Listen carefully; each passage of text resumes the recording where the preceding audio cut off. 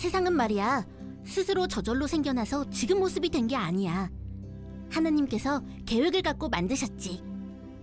하늘과 바다와 땅, 우주의 해, 달, 별들과 자연 가득한 모든 생물들을 하나님께서 만드셨어. 하나님께서는 사람도 만드셨는데 사람을 만드실 때 하나님은 특별한 뜻을 갖고 계셨대. 그래서 사람을 하나님 닮은 모습으로 만드시고 땅 위에 가득 퍼져서 세상을 꾸려가도록 복을 주셨어. 하나님은 사람의 영혼에 하나님 성품을 닮은 5가지 성품을 주셨어. 유일성, 영원성, 인격성, 거룩함, 사랑의 성품이었지. 5가지 성품 덕분에 사람은 다양한 모습을 지닌 채 누구나 소중한 존재로 서로 인정받으며 영원하신 하나님과 자기의 영혼에 대해 묵상할 수 있었어. 세상을 꾸리는 데 필요한 창조적인 능력을 의지를 갖고 실천할 수 있었고, 거룩한 삶을 살려고 노력하면서 하나님과 사람들을 사랑하는 일에 기쁨을 느낄 수 있었지. 5가지 성품 덕분에 사람들은 하나님께서 다스리시는 하나님 나라의 질서를 따라 살며 행복을 누릴 수 있었어. 사람들이 아름답게 조화를 이룬 깨끗한 환경에서 죽지도 아프지도 않는 몸을 가지고 서로 사랑하며 위해주고 무엇보다 하나님과 가깝게 살아가는 모습이 바로 하나님께서 이 세상을 만드실 때 계획하신 것이었어. 하나님의 뜻대로 사람은 영원한 하나님 나라의 삶을 살 수 있었지만 어느 날 모든 것을 잃고 말았어. 하나님은 사람에게 하나님의 다스리심을 따르는 증표로 선악을 알게 하는 나무 열매를 먹지 말라는 말씀을 하셨는데, 그 열매를 먹으면 하나님처럼 될 수 있다는 사탄의 거짓말을 이기지 못하고 사람들이 하나님과의 약속을 어기고 만 거야. 하나님께서 선물하신 아름다운 세상은 사람의 죄 때문에 망가졌어. 사람들끼리 서로 사랑하던 사이도 망가졌지. 사람들은 하나님과 멀어져 버렸어. 그래서 더 이상 영원한 생명을 누릴 수 없었고 죄의 대가로 죽음을 벗어날 수 없게 됐어. 하나님께서 주신 5가지 성품은 죄 때문에 더러워지고 망가졌지. 사람들은 하나님이 만드신 아름다운 동산으로부터 쫓겨나게 됐지만 하나님은 사람들을 버리지 않으셨어. 하나님은 사람들을 사랑하셔서 그때 벌써 놀라운 계획을 예고하셨어. 바로 사람들을 구해낼 메시아를 세상에 보내시는 계획이었지. 뱀 사탄아! 너는 저주받아서 땅을 기어다니며 흙을 먹게 될 것이다. 내가 너를 여자의 자손과 원수가 돼서 싸우도록 하겠다. 여자의 자손이 너의 머리를 상하게 하겠지만 너는 그의 발 뒤꿈치를 상하게 할 뿐이다. 죄로 더러워진 문화가 이곳저곳 퍼져서 세상엔 온통 하나님을 거스르는 일들이 가득해졌지만, 오염된 세상을 깨끗이 하시며 방주를 통해 노아의 가족을 구해내신 것처럼 하나님은 장차 보내실 메시아를 통해 사람들을 구해내시려고 했어. 그래서 하나님께서는 메소포타미아 갈대아 우르라는 곳에 사는 한 사람을 부르셨어. 메시아를 보내서 사람들을 구원하시려는 하나님의 큰 천국 계획이 본격적으로 시작됐지. 아브람과 그의 아내 사라에게는 자녀가 없었는데 하나님은 어느 날 아브람을 불러서 고향을 떠나 멀리 가나안 땅으로 가라고 하셨어. 그 땅을 아브람에게 주시고 자손도 바닷가의 모래와 하늘의 별처럼 많이 주시겠다고 하셨어. 아브람이 씨앗이 되어서 온 세상이 그의 후손을 통해 복을 받게 하시겠다고 약속하셨지. 아브라함아, 너는 네가 살고 있는 땅을 떠나 내가 보여주는 땅으로 가거라. 그 땅은 가나안이다. 내가 너로 큰 민족이 되게 하고 너에게 복을 주어서 네가 크게 이름을 떨치게 하겠다. 너는 복의 근원이 될 것이다. 땅에 사는 모든 민족이 너로 말미암아 복을 받을 것이다. 너의 자손을 통해서 메시아가 올 것이고 그의 나라가 임할 것이다. 온 세계에 구원받은 사람들이 그 나라에 함께 참여하게 될 것이다. 하나님은 아브람의 후손들로 큰 민족을 만드셔서 그 가운데에 세상을 구할 메시아를 태어나게 하실 생각이셨어. 하나님이 아브람에게 약속하신 가나안 땅은 메시아를 통해 사람들에게 되찾아 주실 하나님 나라를 예고해 주는 땅이었지. 하나님은 아브람과 사라의 이름을 많은 민족의 아버지와 어머니라는 뜻인 아브라함과 사라로 바꿔주셨어. 아브라함은 하나님의 약속을 붙잡고 순종하며 믿음을 키워갔어. 그러면서 어려움도 겪었지만 하나님은 아브라함에게 거듭 약속하시면서 아브라함의 믿음을 붙잡아 주셨어. 아브라함은 하나님 언약을 세상 무엇보다 소중히 여기는 튼튼한 믿음의 조상이 되었고, 하나님께서 약속하셨던 아들 이삭과 함께 복을 누릴 수 있었어. 메시아를 예고하시는 하나님의 언약은 아브라함의 아들인 이삭에게로 이어졌어. 이삭에게는 에서와 야곱이라는 쌍둥이 아들이 있었는데, 야곱은 작은 아들이었지만 하나님께서는 야곱을 통해 언약의 복을 이어가시기로 결정하셨어. 야곱은 자기가 생각한 방법으로 언약의 복을 이어받으려고 형과 아버지를 속였다가 성난 에서로부터 도망치며 가족을 떠나서 고생을 겪기도 했어. 그렇지만 하나님께서는 도망치는 야곱에게 어디서든 함께 하시면서 돌봐주시겠다고 하셨고, 훗날 다시 가나안의 고향으로 돌아올 수 있게 해주셨어. 야곱이 가나안으로 돌아올 때 하나님께서는 이스라엘이라는 새로운 이름을 주셨어. 야곱은 하나님이 주신 12명의 아들과 함께 돌아왔는데, 이 아들들이 바로 이스라엘 민족 12지파의 조상들이었지. 하나님께서는 야곱의 가족에게 베델에서 살라하셨어. 베델은 도망치던 야곱에게 하나님이 나타나셔서 약속을 주셨던 장소였어.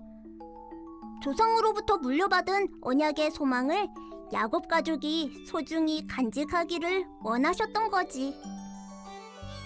가나안에 돌아온 후 야곱의 11번째 아들 요셉은 아버지의 사랑을 독차지했기 때문에 형들의 미움을 받아서 억울하게 애굽으로 끌려갈 노예가 됐어. 하지만 하나님은 애굽에서 요셉을 돌보셨고 나중에 애굽 총리가 되게 하셨어. 요셉 덕분에 야곱 가족은 가나안 땅에 기근이 들었을 때에 애굽으로 건너가서 살 수 있게 돼. 하나님께서 요셉 한 사람을 통해서 야곱 가족 모두를 지켜주신 거지. 애굽 땅에서 야곱 가족은 430년을 보내며 큰 민족으로 수가 늘어나게 돼. 하나님께서 오래전 아브라함에게 말씀하신 그대로였지. 애굽에서 살면서 큰 민족이 됐지만 이스라엘은 가나안 땅과 하나님 나라에 대한 약속을 잊어버렸어. 그리고 애굽의 노예가 되어서 큰 고통을 겪기 시작했지. 애굽 왕 바로는 이스라엘 민족이 더 이상 늘어나지 못하도록 갓 태어난 남자 아기들을 모두 없애려고 했어. 사실은 하나님의 메시아 계획을 방해하려고 사탄이 꾸민 일이었지. 하나님은 아기 모세를 선택하셔서 특별한 사건을 통해 애굽의 궁전에서 자라나도록 돌보셨어. 그러나 모세는 애굽 사람이 아닌 이스라엘 사람으로서 자라났지. 어른이 된 모세가 미디안 광야에서 양치기를 하고 있을 때에 하나님께서 모세를 부르셨어. 호렙산에서 모세 앞에 나타나신 하나님은 모세에게 애굽으로 돌아가 이스라엘 민족을 이끌고 가나안으로 가라고 명령하셨어. 모세야, 모세야. 나는 너의 조상 아브라함과 이삭과 야곱의 하나님이다. 나는 나의 백성이 고통받는 것을 보았고 괴로워서 부르짖는 소리를 들었다. 내가 이제 나의 백성을 애굽에서 구해내서 아브라함과 맺은 언약대로 가나안의 아름답고 풍요로운 땅으로 데려가겠다. 내가 너를 바로에게 보내어 이스라엘 백성을 이끌어내게 할 것이다. 하나님은 놀라운 기적을 일으키시며 애굽 사람들과 이스라엘 민족에게 능력을 드러내셨지. 이스라엘 사람들을 놓아주지 않으려던 애굽 사람들은 10가지 재앙을 겪으면서 하나님이야말로 애굽의 신들보다 강력한 진짜 신이라는 것을 알게 됐지. 하나님은 애굽을 떠나는 이스라엘 민족을 지켜주시기 위해 홍해바다를 가르기도 하셨어. 애굽 왕 바로가 이스라엘 사람들을 보내주게 되는 10가지 재앙의 마지막 10번째는 사람이든 동물이든 애굽 땅의 모든 첫째 아들이 목숨을 잃게 되는 사건이었어. 무서운 죽음의 재앙이 애굽 땅을 휩쓸었던 그 밤에 하나님께서 시키신 대로 어린 양의 피를 문설주에 바른 이스라엘 가정은 비극을 피할 수 있었지. 하나님은 이 사건을 유월절이라는 명절로 기념하여 지키면서 기억하라고 명령하셨어.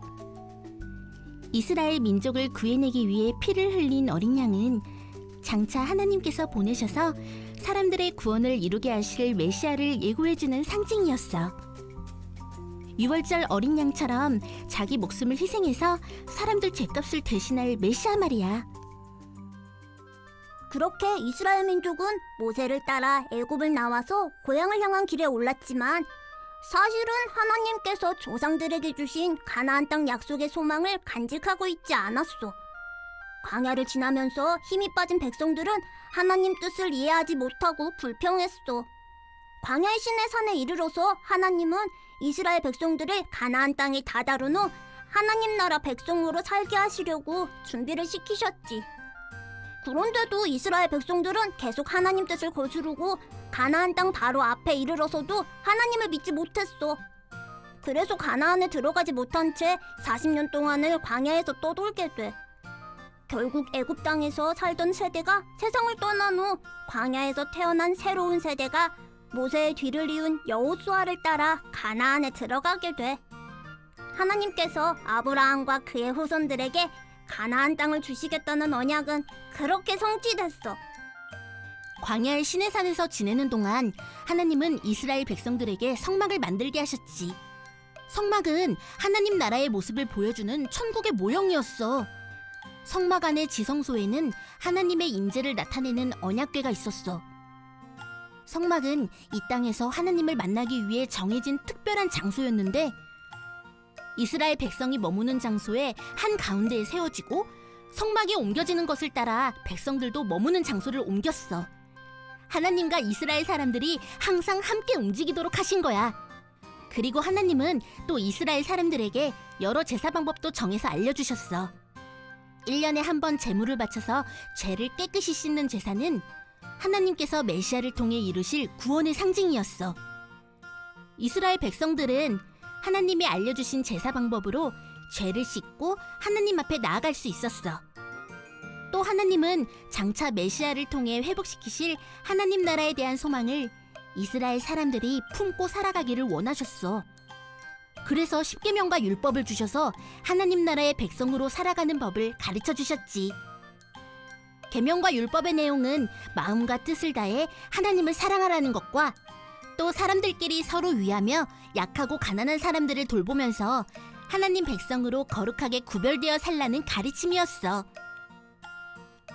성막과 율법은 하나님이 그분의 백성들과 함께 하시면서 돌봐주고 계신다는 것과 메시아를 통해 구원을 이루신다는 것을 보여주는 상징들이었지. 하나님은 이스라엘을 돌보실 것을 약속하시고 이스라엘 백성들은 하나님의 백성으로 살며 하나님 말씀을 따르겠다고 약속했어. 하나님을 사랑하면서 하나님께서 주신 율법을 지키며 살겠다고 다짐했던 거야. 하나님께서 이끄시는 대로 가나안 땅에 돌아왔지만 이스라엘 민족이 떠난 동안 그곳에는 이방신을 섬기는 다른 민족들이 번성해서 살고 있었어. 그래서 이스라엘 백성들은 이방 민족과 싸워서 땅을 차지해야만 했어. 하나님께서는 놀라운 능력으로 여리고성을 무너뜨려서 이스라엘을 가나안에 들어가게 하셨어. 이어지는 전투에서도 하늘의 해를 멈추는 기적을 베푸셔서 이기게 해주셨지. 이스라엘 민족은 지파에 따라 가나안 땅을 나누어서 살기를 했어. 그렇지만 가나안의 이방 민족들을 모두 몰아내지는 않았는데 그게 그만 문제가 되고 말았어. 온 마음과 힘을 다해 하나님만 섬기기로 한 광야의 약속을 지키지 않고 율법을 어기며 이방 민족이 섬기는 신들의 우상을 받아들이게 됐지. 나중에 이스라엘 백성들은 남아있는 이방 민족들에게 번번이 괴롭힘을 당하게 돼. 하나님은 보고만 계시지 않았어. 사사들을 세우셔서 이스라엘을 도우셨지. 여러 사사들이 등장해서 이방 민족들과 싸우며 이스라엘을 이끌었지만 백성들의 마음은 하나님 앞에서 계속 흔들렸고 상황은 크게 달라지지 않았어. 저마다 마음대로 살면서 혼란한 시대가 이어졌어. 이스라엘 사람들은 다른 민족들처럼 왕이 다스리는 나라를 만들어서 힘을 모으고 싶었어. 그래서 마지막 사사였던 선지자 사무엘에게 왕을 세워달라고 졸랐어. 사무엘을 통해 하나님께서는 백성들을 이끌 이스라엘의 왕을 세우셨지. 첫 번째 왕은 사울 왕이었어. 이스라엘의 왕은 하나님의 뜻을 받아서 백성들을 이끌고 그 왕국은 하나님께서 다스리시는 하나님 나라 모습을 이 땅에 드러내는 왕국이 되어야 했어. 그런데 첫 번째 왕 사울은 하나님의 뜻을 거스르는 좋지 못한 왕이 되고 말았어. 사울이 하나님 뜻을 어겼을 때 하나님은 다윗을 다음 왕으로 선택하셨지. 다윗은 하나님의 마음에 맞는 사람이었대. 양치기 출신이었지만 어린 시절부터 찬양하기를 즐거워하는 하나님을 사랑하는 사람이었어. 사울이 왕위에 있는 동안에 벌써 거인 골리앗을 물리치며 이름을 떨쳤지만 다윗이 왕이 된 것은 훨씬 더 나중의 일이었어. 어린 시절 일찍이 다음 왕으로 선택됐고 용맹한 장군이 돼서 많은 사람들이 다윗을 따랐지만 다윗은 하나님께서 움직이시는 때를 기다렸어. 그만큼 하나님 뜻을 소중히 하는 사람이었어. 다윗은 왕위에 오른 후 하나님을 위해 성전을 짓고 싶어 했어. 하나님께서는 다윗이 하나님을 사랑하는 마음을 보시고 특별한 언약을 주셨는데 다윗의 후손들 가운데 영원한 나라를 다스릴 왕이 나오게 하실 것이라고 말씀하셨어. 나의 종 다윗아, 내가 너를 내 백성 이스라엘의 왕으로 삼았고 언제나 너와 함께하면서 너를 지켜주었다. 이제 내가 너의 이름을 빛나게 해줄 것이다. 그리고 내가 너에게 약속하마. 내가 너의 자손을 후계자로 세워 그 나라를 튼튼하게 해줄 것이다. 너의 자손이 나의 집을 지을 것이며 나는 그의 나라를 영원한 나라로 세워줄 것이다. 나는 그의 아버지가 되고 그는 나의 아들이 될 것이니 그의 나라가 영원히 튼튼하게 서 있을 것이다. 하나님의 나라를 회복시킬 메시아가 다윗의 후손으로 태어날 것이라고 예고하신 거야. 태초에 사람들이 죄를 짓고 하나님과 멀어진 후 이미 오랜 시간이 지났지만 하나님은 메시아를 보내서 사람들을 구원하시는 계획을 잊지 않고 이끌어가고 계셨어.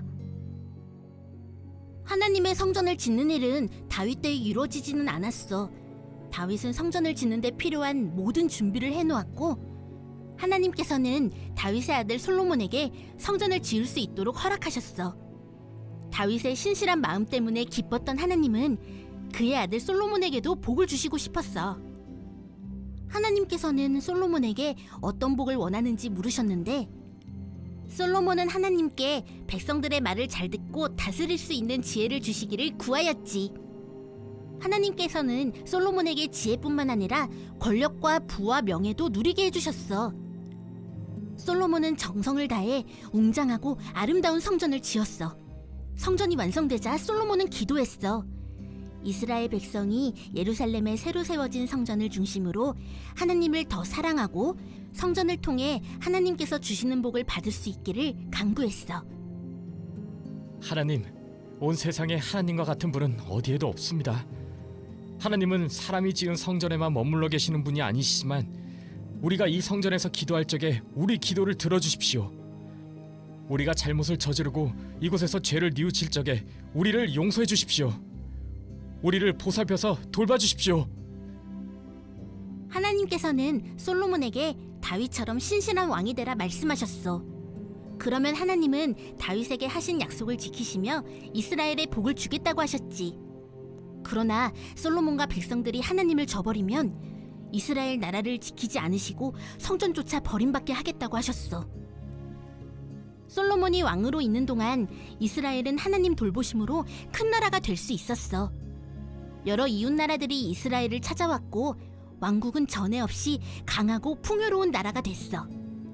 솔로몬은 여러 나라들과 사이좋게 지내는 방법으로 여러 나라 공주들을 왕비로 맞았지. 그런데 그건 하나님 뜻과 맞지 않는 일이었고 그게 글쎄 그만 큰 문제가 되고 말았어. 여러 나라에서 온 왕비들은 저마다 자기들 나라에서 섬기는 우상들을 갖고 와서 이스라엘 땅 곳곳에 사당을 세웠고 우상들은 백성들에게까지 퍼졌어. 하나님은 솔로몬의 잘못에 크게 실망하시고 이스라엘에 새 왕을 세우기로 하셨지. 그러나 다윗에게 하신 약속을 깨지는 않으셨어. 그래서 솔로몬이 죽고 그 아들이 왕위에 오를 때에 이스라엘은 다윗의 후손이 다스리는 남유다와 10개 지파가 모인 북이스라엘 두 나라로 나눠지게 됐어. 시간이 흐르며 두 나라에는 여러 왕들이 등장했어. 왕들은 모두 백성들이 하나님 앞에 바르게 살도록 이끌어야 하는 의무가 있었지만 그리하지 않았고 백성들은 하나님께 제사하면서도 곳곳의 사당에서 여전히 우상들을 섬겼지. 힘이 약해진 남유다와 북이스라엘은 주변의 강한 이방 나라들에게 괴롭힘 당하게 됐어. 이스라엘 백성은 하나님으로부터 돌아선 탓에 고통을 겪고 있었지만 하나님께서는 이스라엘 백성을 버리지 않으셨어. 주변 나라들로부터 두 나라를 지켜주시면서 엘리야나 호세야, 아모스, 이사야, 예레미야 같은 여러 선지자들을 보내셨지. 하나님께서는 하나님 마음이 담긴 선지자들의 예언과 기적을 통해서 백성들에게 잘못을 돌이키고 하나님께 돌아오도록 부르셨어. 그러나 백성들은 거듭해서 하나님을 떠나 이방신을 섬기며 잘못된 모습으로 살았어. 결국에 북이스라엘은 새로 등장한 강대국 아수르에게 멸망당했어. 그래서 10개의 지파는 이방 민족들과 섞여 사라지고 말았지. 그래도 남유다에서는 하나님을 사랑하는 왕들이 때때로 등장해서 백성들을 깨우쳤지만 남유다의 백성들도 온전히 하나님께 돌아오지는 못했어. 결국 남유다도 바벨론에게 망했어. 바벨론 왕은 남유다 사람들을 포로로 사로잡아갔어. 예루살렘은 도시뿐 아니라 성전도 완전히 무너졌고 이스라엘 민족의 나라는 사라졌어. 그러나 사람들을 구원하시고 하나님 나라를 회복시키시려는 하나님의 계획은 계속돼. 하나님은 메시아를 통한 구원 계획을 위해 선택하셨던 아브라함의 후손들을 버리지 않으셨어. 남유다의 백성들이 잡혀간 지 70년이 지났어. 70년이 다 될 무렵 바벨론은 바사 제국에게 망하고 유다 백성들은 바사의 포로가 되어 있었어. 바사의 황제는 유다 백성들 중에서 원하는 사람들에게 예루살렘에 돌아가도록 허락했어. 하나님께서 예레미야 선지자를 통해 예고하신 대로였지. 하나님께서는 이스라엘 민족뿐만 아니라 세상 다른 나라들의 역사도 움직이시면서 하나님의 천국 계획을 실행하고 계셨던 거야. 비록 이스라엘 나라가 다시 생기지는 않았지만 예루살렘에는 성전과 성벽이 다시 세워졌어. 하나님께서는 계속 유다 백성들을 돌봐주셨어. 바사의 시대의 사탄은 하나님 계획을 방해하기 위해 유다 백성들을 모두 없애버리려고 음모를 꾸몄지만 하나님께서는 유대인 황후 에스더를 통해서 유다 백성들을 구하셨지. 예루살렘에 되돌아온 백성들은 하나님 앞에 회개하고 계명과 율법들을 되돌아봤어. 선지자들은 영원한 하나님 나라를 세우게 될 메시아에 관해 하나님께서 다윗에게 하신 약속을 백성들에게 기억시켜 주었고, 백성들은 그 영원한 나라가 곧 이스라엘 왕국이라 생각하며 조국이 다시 세워지기를 꿈꿨어. 그러나 주위의 강대국들이 힘을 겨루는 사이에서 이스라엘이 예전 다윗 왕국의 모습을 되찾는 건 불가능해 보였지. 바사의 영토였던 이스라엘 땅은 서로 싸우는 강대국들 사이에서 계속 주인이 바뀌었고 유다 백성들의 고통스러운 시간이 이어졌어. 그 후로는 430년 동안이나 하나님 말씀을 전해줄 선지자는 나타나지 않았어. 마치 하나님은 아무 일도 안 하시는 것처럼 보였지. 그러나 사실은 말이야, 하나님은 역사를 움직이시며 새로운 시대를 여실 준비를 하고 계셨어. 메시아 예수님의 탄생과 함께 시작되는 새로운 시대 말이야. 바사 시대 이후 이곳저곳 흩어져 살던 유다 출신의 백성들을 위해서 하나님의 율법이 헬라말로 번역되고 신약 성경에 나오는 바리새파와 사두개파가 등장했어. 새로 등장한 강력한 로마 제국의 식민지로 살며 유대인들의 괴로움이 커져갔지. 사람들은 하나님께서 약속하신 메시아가 어서 이 땅에 오기를 바라고 있었단다. 신약 성경에 등장하는 그 시대 모습들이 갖춰진 거야. 그리고 마침내 하나님께서 보내신 메시아가 세상에 오시게 돼. 베들레헴의 유다 지파인 요셉과 마리아에게서 바로 예수님이 탄생하셨어. 예수님은 하나님의 아들이었지만 이 땅에 오실 적에 연약한 아기로 초라하게 태어나셨어. 구약시대에 하나님께서 선지자들을 통해 예고하신 말씀들 그대로 이루어진 일이었어. 다윗의 동네 베들레헴에서 태어났다는 새 왕을 잡으려고 헤롯 대왕은 아기들을 해쳤어. 하나님의 천국 계획을 막으려는 사탄의 음모였지. 예수님의 가족은 애굽으로 도망쳤다가 나중에 돌아와서 갈릴리 나사렛에서 살게 돼. 예수님이 30살이 되자 세례 요한이 등장해서 사람들에게 세례를 베풀며 회개하라 외쳤어. 예수님의 메시아 사역이 시작됨을 알리며 사람들을 준비시키는 것이 요한의 사명이었지.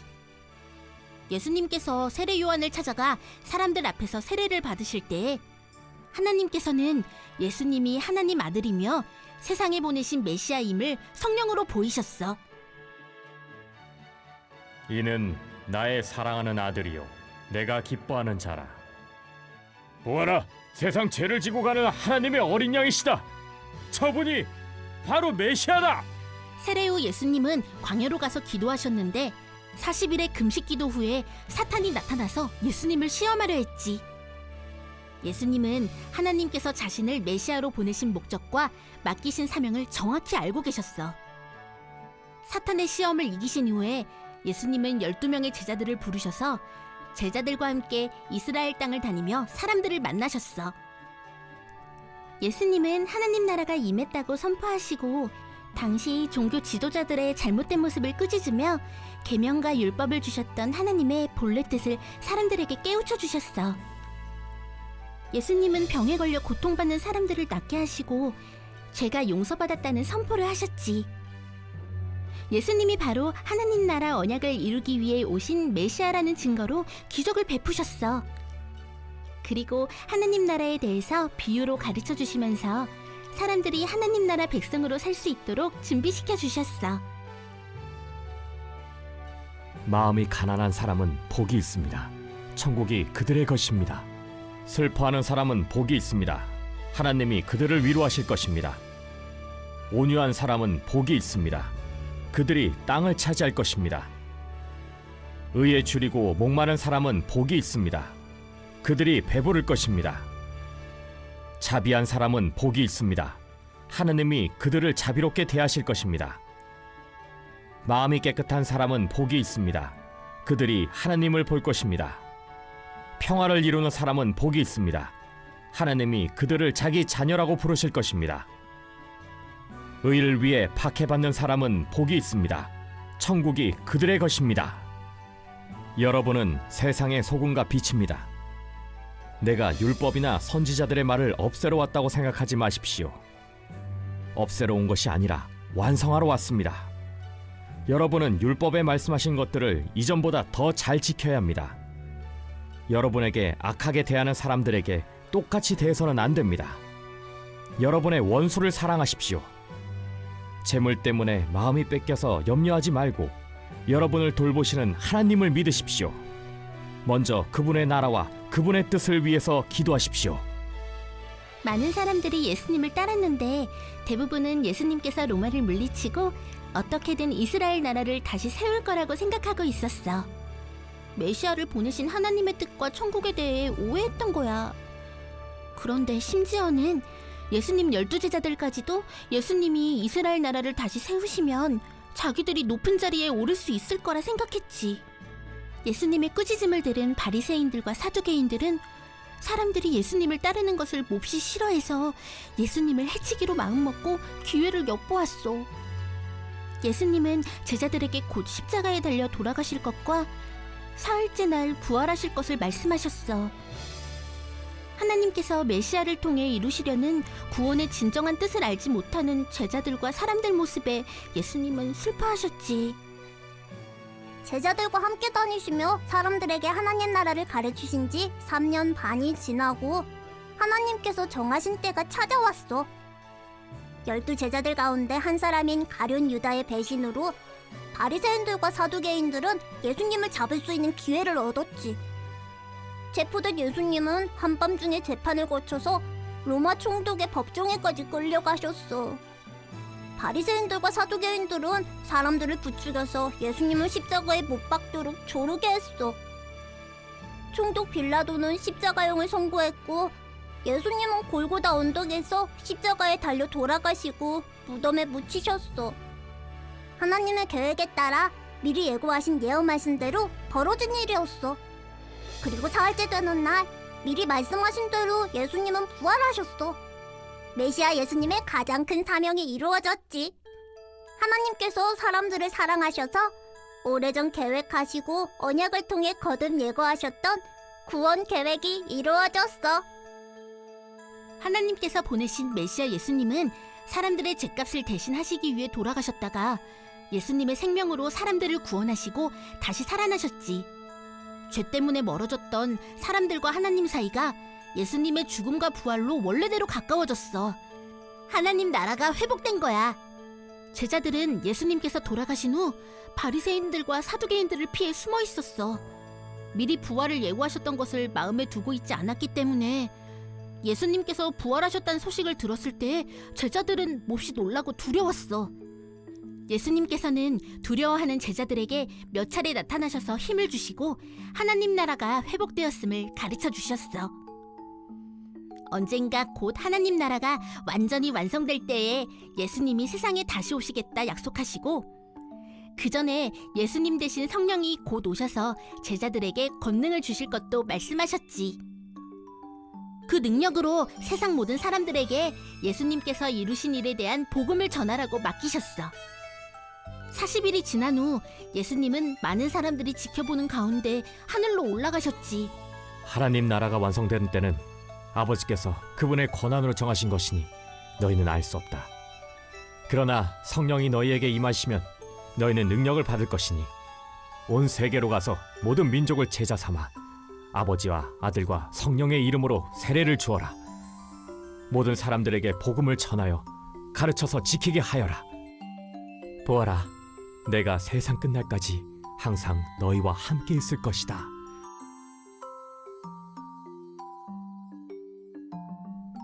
예수님께서 하늘로 올라가신 후 예수님을 따르던 사람들은 어쩔 줄 몰랐어. 많은 사람들이 흩어졌지만 12명을 비롯한 제자들은 예수님 말씀을 믿고 성령을 기다렸어.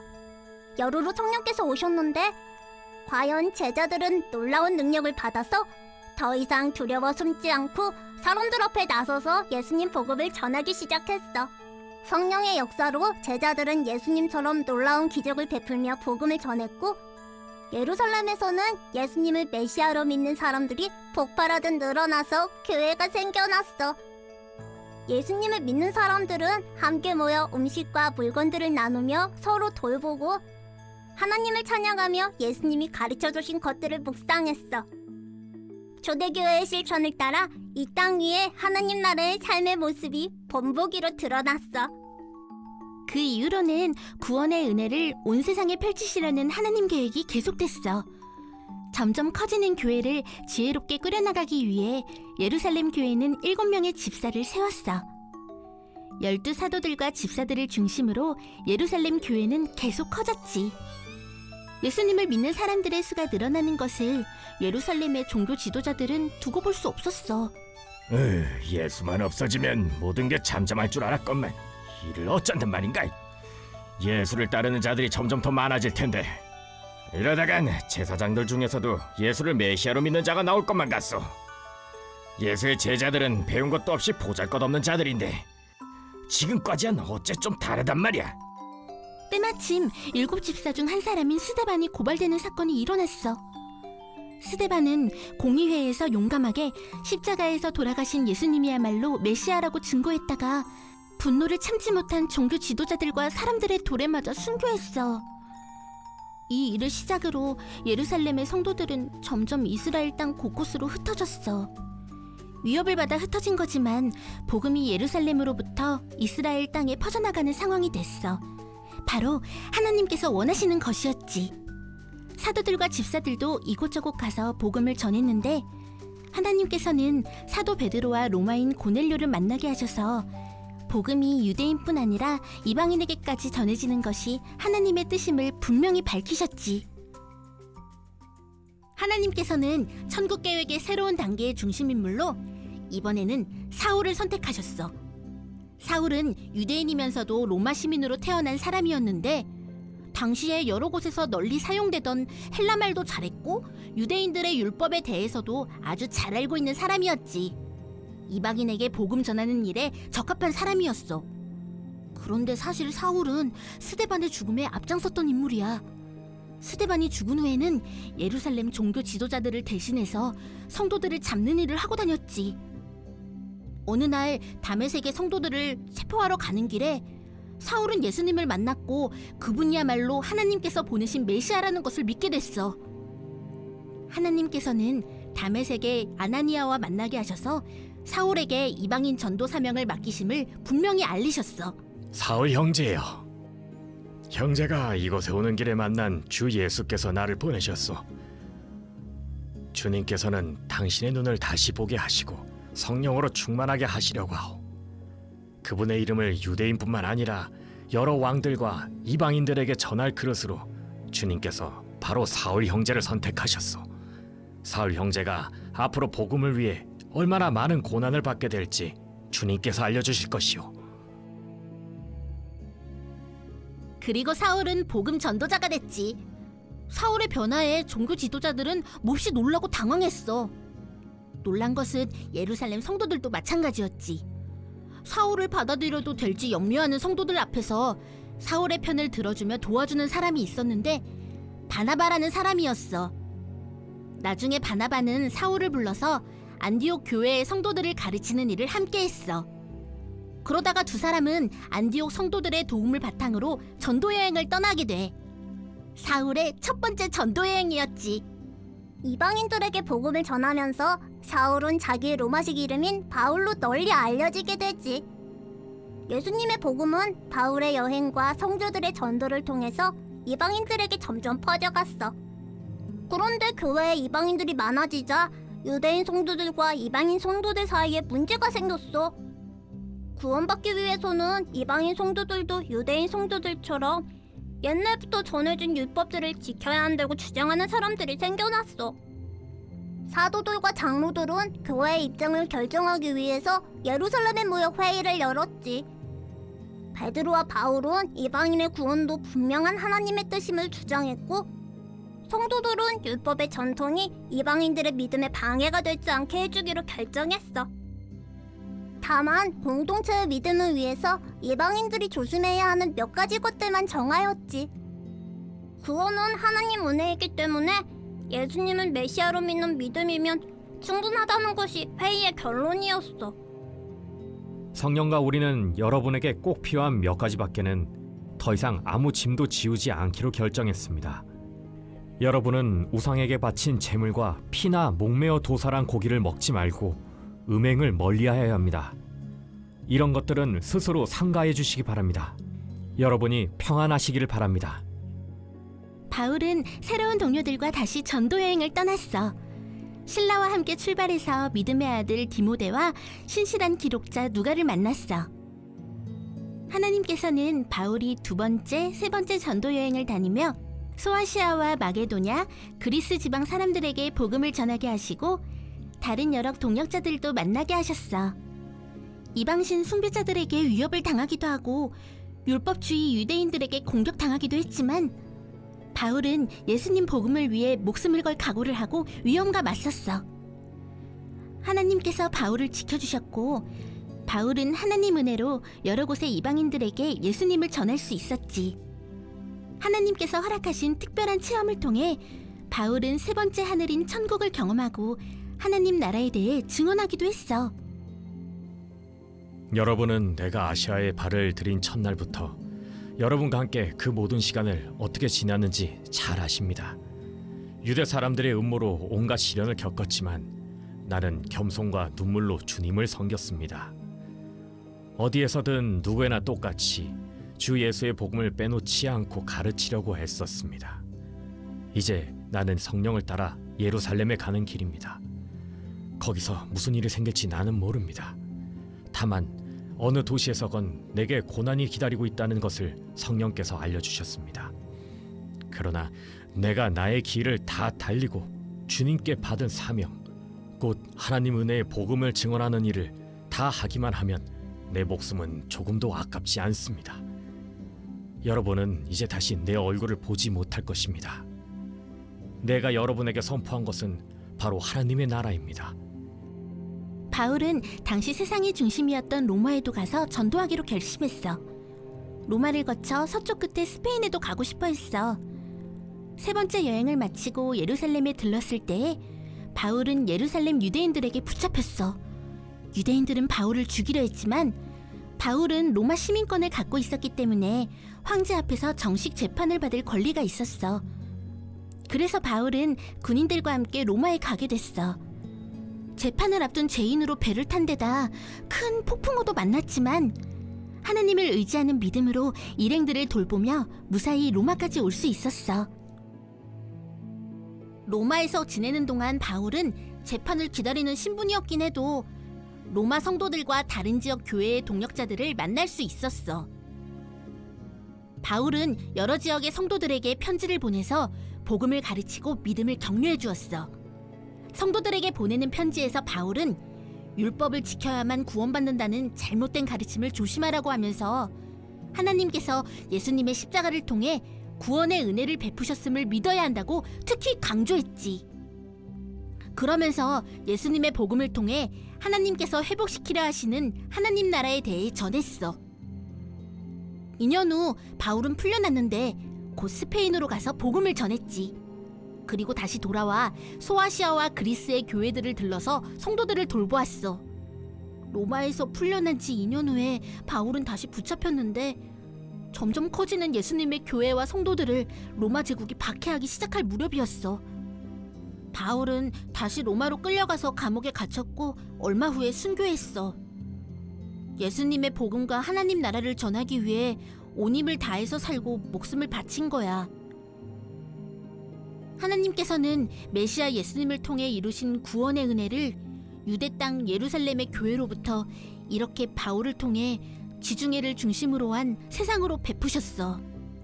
예수님을 통해 구원을 이루셨지만 하나님 나라가 완전히 이루어지기까지 하나님께서는 그분의 계획을 끝내지 않으셨어. 바울이 죽고 난 후에 성도들의 괴로움은 점점 커져갔지.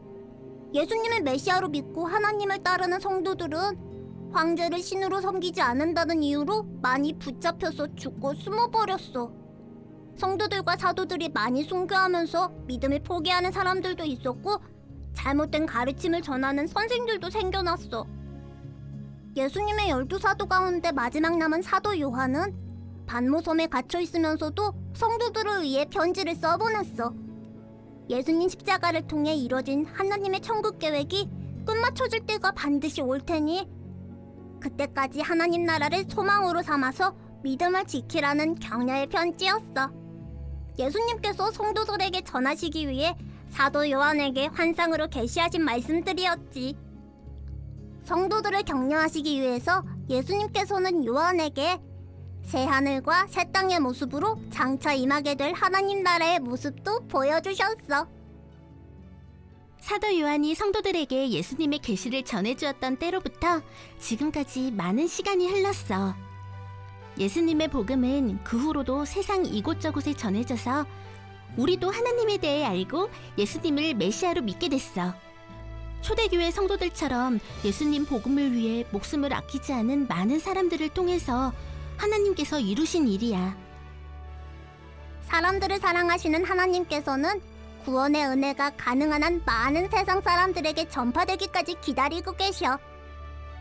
그러나 정해놓으신 때가 되면 하나님께서는 사람들을 구하셔서 하나님과 함께 천국을 누리도록 해주시기 위해 이끌어오신 역사를 끝마치실 거야.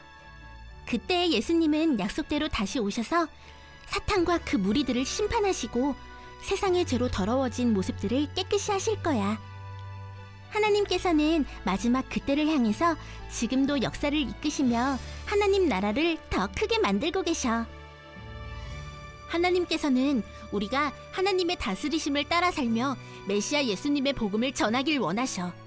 계명과 율법을 주시며 하나님께서 사람들에게 바라신 대로 마음 다해 하나님을 섬기고 친구와 이웃을 서로 돌보면서 처음 주신 하나님 닮은 5가지 성품을 사용해서 세상을 가꾸기 위해 노력하기를 원하셔. 하나님께서 원하시는 대로 우리가 하나님 나라의 행복을 누리면서 산다면 우리 모습을 통해서 메시아 예수님의 복음이 다른 사람들에게 전해지고 천국이 전파될 거야. 우리가 천국을 누리면서 살 수 있도록 하나님께서 성령님을 통해 우리를 이끌고 계셔.